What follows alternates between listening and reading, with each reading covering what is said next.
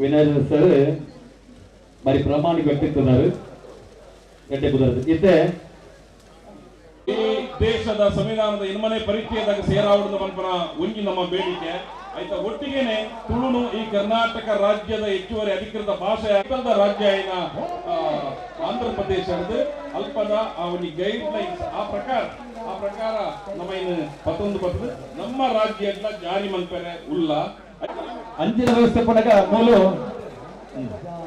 ನಮ್ಮ ಪಂಚಾಯತ್ ಅಧ್ಯಕ್ಷರು ಮನಸ್ಸು ಮಂತ್ರಿಯವರ ಇನಿ ಮಾಹಿತಿ ಇಲ್ಲ ಅಂದರೂ ಸಹ ಮಾಧ್ಯಮ ಟಿವಿಯಲ್ಲಿ ಸಹ ನೋಡಿದ್ದಾರೆ.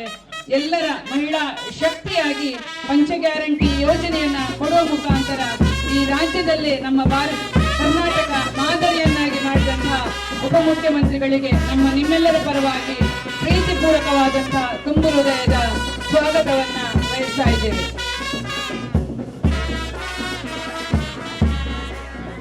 ಇಂದಿನ ಕಾರ್ಯಕ್ರಮದ ನೇರ ಪ್ರಸಾರ ಹಾಗೆ ಸುದ್ದಿ ಮಾಧ್ಯಮಗಳು ಎಲ್ಲ ಪತ್ರಿಕಾ ಮಾಧ್ಯಮ ದೃಶ್ಯ ಮಾಧ್ಯಮಗಳು ವೆಬ್ಸೈಟ್ ಹಾಗೆ ಸಾಮಾಜಿಕ ಎಲ್ಲ ತಂಡದವರಿಗೆ ತೆಲಂಗಾಣ ಕನ್ನಡ ಸಮಿತಿ ಸದಾ ಆಭಾರಿಯಾಗಿದ್ದಾರೆ. ನಿಮ್ಮ ಸೇವೆಯನ್ನು ನಿತ್ಯ ನಿರಂತರವಾಗಿ ಕೊಡುತ್ತಿರುವುದರಿಂದ ನಿಮ್ಮನ್ನ ಈ ಸಂದರ್ಭದಲ್ಲಿ ಕೊಂಡಾಡ್ತಾ ಇದ್ದೇವೆ. ರಾಜ್ಯದ ಉಪಮುಖ್ಯಮಂತ್ರಿಗಳು ಹಾಗೆ ಯುವ ನಾಯಕರ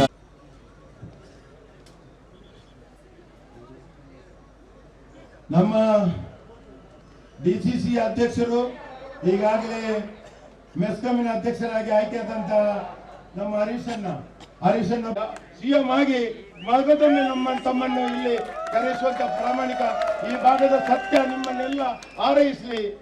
ನೀವು ನಮ್ಮೊಟ್ಟಿಗೆ ಯಾವತ್ತಿರಬೇಕು.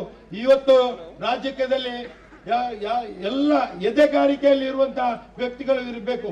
ಎದೆಗಾರಿಕೆ ಅಂತ ವ್ಯಕ್ತಿಗಳಿದ್ದಾಗ ಸಮಾಜವನ್ನು ಸಮತೋಲನದಲ್ಲಿ ಕೊಂಡೋಗಲಿಕ್ಕೆ ಸಾಧ್ಯ ಆಗುತ್ತೆ. ತಾವು ಎಲ್ಲವನ್ನು ಅರಿತುಕೊಂಡಂತ ವ್ಯಕ್ತಿ ಅದು ನಮಗೂ ಇಲ್ಲಿ ಇಷ್ಟು ಸಲೀಸಾಗಿ ಇದ್ದದ್ದು ಯಾರದ್ದಾದ್ರೆ ಅದು ಸನ್ಮಾನ್ಯ ಖಾದರ್ ಅವರಿಂದ.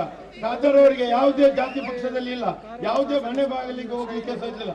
ಅವರಿಗೆ ದೇವರಾಗ್ತಾರೆ, ಕ್ರಿಶ್ಚಿಯನ್ ದೇವರು ಆಗ್ತಾರೆ, ಮುಸ್ಲಿಂ ದೇವರು ಆಗ್ತಾರೆ, ಎಲ್ಲ ದೇವರು ಕೂಡ ಆಗ್ತಾರೆ. ಅವರು ಎಲ್ಲ ದೇವರ ಪೂಜೆಯಲ್ಲಿ ಹೋಗಿ ಎದುರಾಗಿ ನಿಂತುಕೊಂಡು ತನ್ನ ಪ್ರಸಾದವನ್ನು ತಗೊಳ್ಳುವಂತ ಚಾಕಚಕ್ಯತೆ ಇರುವಂತ ಒಬ್ಬ ಪ್ರಾಮಾಣಿಕ ವ್ಯಕ್ತಿ.